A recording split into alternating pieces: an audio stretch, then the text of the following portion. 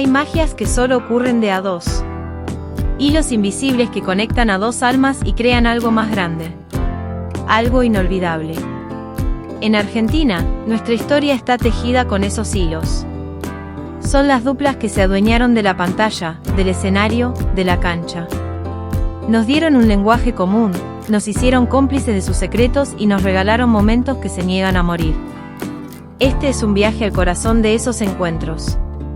Un recuerdo para 25 uniones que se volvieron eternas. Eran el negro y el gordo. Los reyes absolutos de la risa popular. Unidos por los hermanos Sofovich, su química en el cine y el teatro fue una máquina de éxitos imparable. Pero fuera del set, la historia era compleja. En los 80, se convirtieron en feroces rivales de la televisión, luchando punto a punto por el rating, aunque siguieran siendo socios en el cine. La respuesta llegó con la tragedia. La muerte de Olmedo en 1988 derrumbó a Porcel ante un país entero. Y en ese dolor genuino, se reveló la verdad. Más allá de la competencia y los negocios, se escondía un cariño profundo e inquebrantable. Eran el dúo del espejo.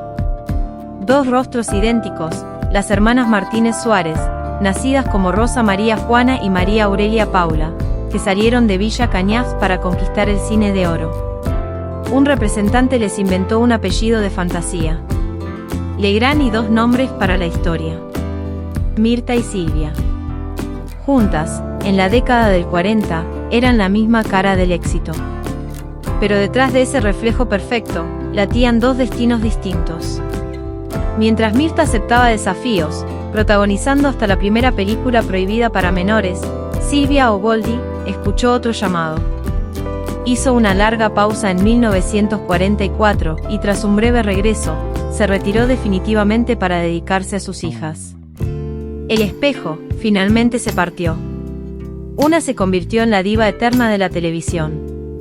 La otra eligió ser el recuerdo imborrable de aquel comienzo, la mitad de una historia que prefirió la vida lejos de las cámaras. En 1990, un programa paralizó a Argentina, llegando a picos imposibles de 53 puntos de rating. Eran amigos son los amigos, la historia de una amistad improbable entre Carlín Cantoni, un fletero de 37 años interpretado por Carlos Calvo, y Pablo Pintos, un pibe de 18, encarnado por Pablo Rago, que de golpe se instala en su casa. Con la música de Queen de fondo y una frase de Carlín que se hizo bandera nacional: "Vos fumá". Su química traspasó la pantalla y definió el valor de la amistad para toda una generación. Fueron la banda de sonido de la juventud. Dos pibes, Charly García y Nito Mestre, que a principios de los 70 le pusieron música a las confesiones de una generación entera. Su historia como dúo comenzó repartiendo volantes en Mar del Plata, un gesto de humildad que décadas después se convertiría en una estatua de bronce. Eran sui generis. Sus canciones, himnos de fragilidad y rebeldía. El legendario dios de la banda en el Luna Park los hizo inmortales, pero el final del grupo nunca fue el final del dúo. Como dijo el propio Nito: "Con Charly nos une una amistad que sigue para siempre". En la década del 80, una pareja hizo que el país se paralizara a la hora de la telenovela. Eran Luisa Culioc y Arnaldo André, los reyes de un romance tan apasionado como polémico. Su novela más emblemática, Amo y Señor, de 1984, es recordada por una fórmula que hoy sería un escándalo: los famosos cachetazos de Arnaldo a Luisa. Era la representación de una pasión violenta que hipnotizaba a la audiencia. Una química tan potente que, a pesar de todo, los convirtió en la pareja más exitosa del género. El retrato de una época y de una forma de contar el amor que afortunadamente ya no existe. Hubo un tiempo en que la tarde tenía dos dueños. Era el dúo de la merienda, el Capitán Piluso y Coquito. Nació en 1960 de una idea simple, un microprograma infantil. El elegido fue un joven Alberto Olmedo y fue el propio Olmedo quien buscó a su ladero. Llamó a su amigo, Humberto Ortiz, para que escribiera los libretos. Luego, lo convenció de ponerse el traje de marinerito y ser Coquito. Juntos desde el blanco y negro, se convirtieron en los compañeros inseparables de la infancia de miles. Su influencia fue tan grande, que Fito Páez lo convertiría en canción y en un mandamiento para toda una generación. No hay merienda si no hay capitán. Durante años, el living más famoso de la televisión se convertía en el escenario de una cita imperdible. Era el encuentro entre la diva, Susana Jiménez, y la única persona que podía hacerla arrodillarse en cámara. La abuela, el personaje inmortal de Antonio Gasalla. Su código era simple. No había libreto. Gasalla llegaba para incomodar, para preguntar lo que nadie se atrevía sobre sus divorcios y sus nuevos amores. Y Susana, genia y cómplice, jugaba el juego. La abuela era la excusa perfecta para que la diva confesara sus intimidades entre carcajadas. Una dupla simbiótica que convirtió el chisme en una obra de arte televisiva. Para Carlos Gardel, hubo un dúo de canto con Razzano en sus comienzos. Pero en sus últimos años, existió un dúo de creación. Una simbiosis perfecta con el poeta Alfredo Lepera, el arquitecto brillante que construyó el mito internacional del Zorzal.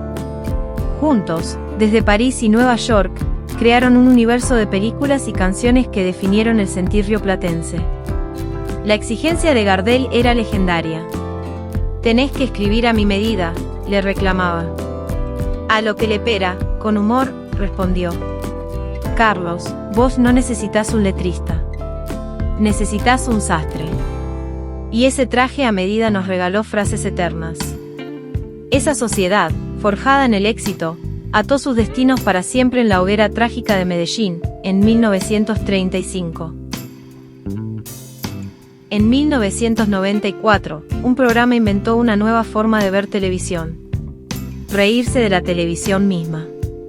Era PNP, Perdona nuestros pecados.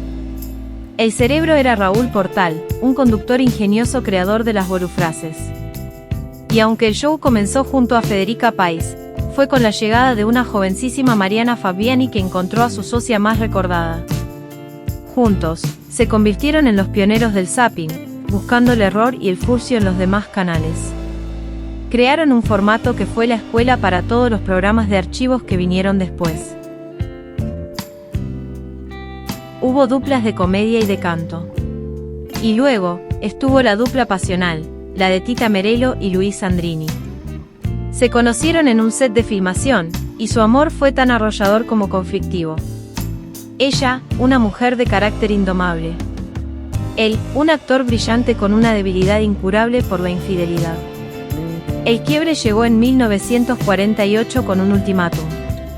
Luis le exigió que lo acompañara a España, abandonando todo. Ella recibió la oferta de su vida, protagonizar Filomena Marturano en la calle Corrientes. Tita, después de tanto aguantar, eligió su carrera. Sandrini cumplió su amenaza, se casó con Malvina Pastorino y formó una familia. Tita nunca lo olvidó. Y transformó ese dolor en arte, escribiendo un tango desgarrador, Llamarada Pasional. Fue el eco eterno de un amor que quemaba demasiado. En los años 80, mientras la comedia picaresca de Olmedo y Porcel dominaba la taquilla, existía la otra gran alternativa. El dúo del humor familiar. Eran Juan Carlos Altavista, con su eterno personaje de Mingo, y Juan Carlos Calabró, como el bonachón de Aníbal. Juntos, saltaron de la televisión al cine con una saga de películas como Mingo y Aníbal, dos pelotazos en contra. Su comedia era más sana, más ingenua, sin doble sentido.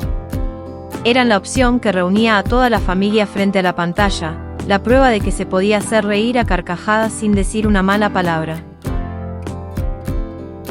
Hubo amistades en el fútbol. Y después, estuvo lo de ellos. Una dupla que no necesitaba palabras. Diego Maradona, el genio, y Claudio Caniggia, el hijo del viento. Su conexión era tan fuerte que Diego amenazó con no jugar el Mundial de Italia 90 si no llevaban a su amigo. El resultado de esa confianza fue el gol más gritado de la historia argentina. El pase a un Rayo Rubio que corría sin que nadie se lo pidiera. Esa complicidad explotó en Boca con el famoso beso en la boca, un festejo que fue un escándalo y una declaración de amistad incondicional, que duró hasta el final. Fueron el lado B de la comedia de los 90. El dúo que rompió todos los moldes con un humor absurdo, bizarro e irreverente, Alfredo Casero y Fabio Alberti. Su creación, Cha Cha Cha, fue un programa de culto que nos regaló una galería de personajes inolvidables: el Batman de Juan Carlos, la conductora de Boluda Total, el mono matemático Rolando, y por supuesto, el cura que nos traía a San Peperino Pómoro. Juntos, crearon un lenguaje propio, un código para iniciados que, 30 años después, sigue llenando teatros y demostrando que su humor no envejeció. Con la música de Astor Piazzolla de fondo, durante 30 años hubo una cita obligada para entender el poder en Argentina. Tiempo Nuevo. Era el dúo de la política. Bernardo Neustadt, el showman que le hablaba a Doña Rosa, y su contrapunto, el intelectual Mariano Grondona. Juntos, convirtieron su mesa en la arena donde presidentes, sindicalistas y hasta Maradona debían rendir cuentas. Pero esa sociedad se quebró.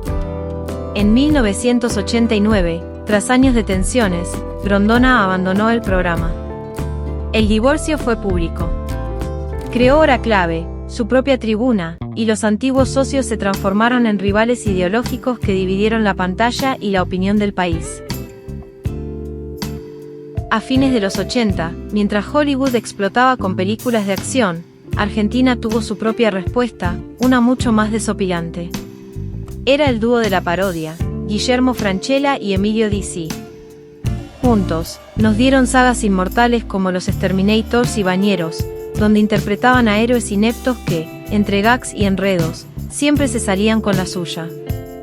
Su química en pantalla no era actuación, era el reflejo de una amistad profunda que el propio Francella recordaría con enorme cariño tras la partida de Dizzi, demostrando que detrás de los héroes de comedia, había dos grandes amigos de verdad. A fines de los 80, el chisme de barrio tuvo dos reinas indiscutidas, la Tota y la Porota. Detrás de estas señoras exageradas y entrometidas, estaban dos genios de la comedia, Jorge Porcel como la Tota y el gran Jorge Luz como la Porota. Nacieron casi por accidente, de una improvisación en un pasillo de televisión. Y esa fue siempre su magia, no había libreto. Eran horas de grabación impulsadas por la increíble química de dos talentos únicos, cuyo ritual era invitar a un famoso a su living y acosarlo a preguntas hasta convertir todo en un caos desopilante. Una dupla que fue una clase magistral de improvisación. Llegaron de Rosario con un humor de cercanía y una amistad a prueba de todo. Eran Pachu Peña y Pablo Granados, y en los 90, se convirtieron en dos de las caras indispensables de la usina de comedia que fue Videomatch. Juntos, fueron los reyes de la cámara oculta y creadores de personajes inolvidables. Su química no era un truco de televisión, era el resultado de una amistad real que ya dura más de 30 años y que los llevó a tener sus propios programas. Una de las duplas más queridas y duraderas del humor argentino. Era el cruce de dos generaciones de la comedia. Por un lado, la experiencia y el oficio del gran Javier Portales. Por el otro, la energía arrolladora de un Guillermo Francella en pleno ascenso. Juntos, en 1994, fueron Un hermano es un hermano. La historia era simple y genial. Dos hermanos con personalidades opuestas, obligados a convivir. Portales era el mayor, serio y estructurado, Francella, el menor, un torbellino de travesuras inmaduras que lo volvía loco.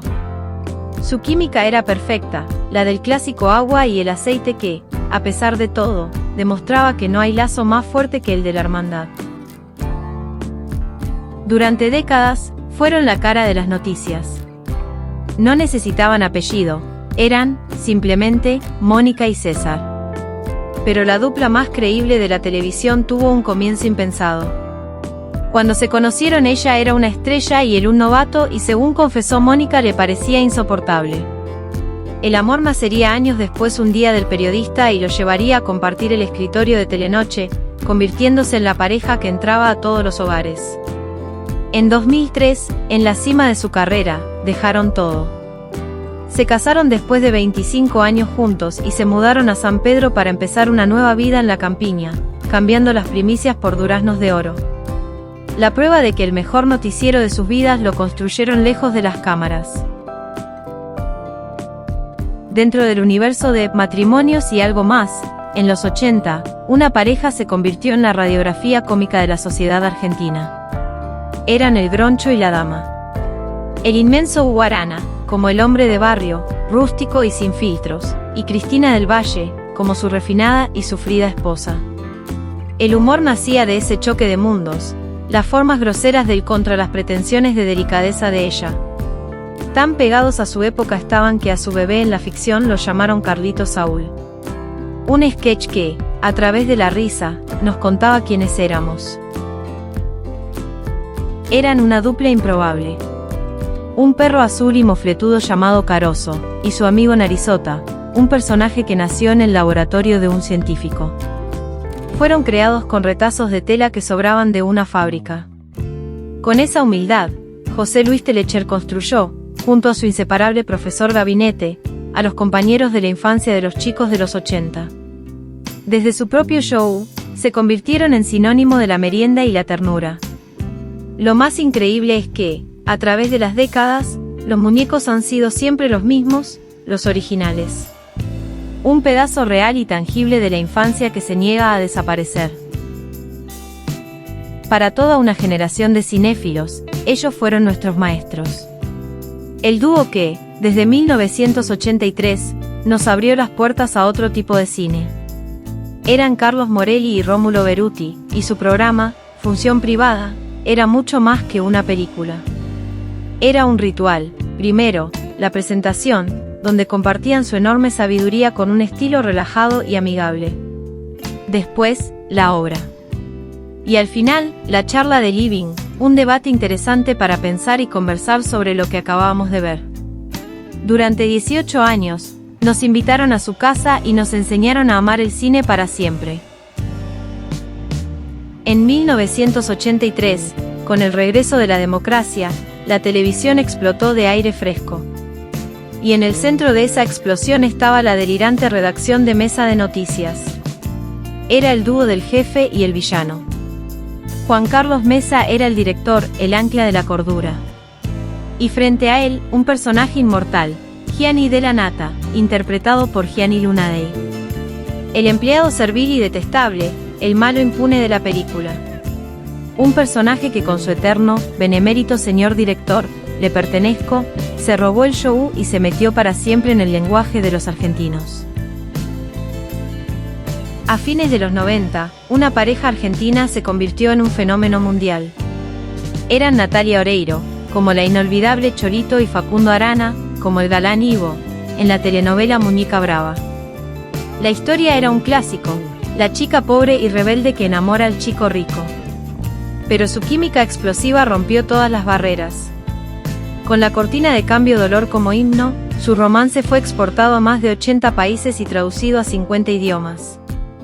Más que una dupla de telenovela, fueron uno de los mayores productos de exportación cultural de Argentina.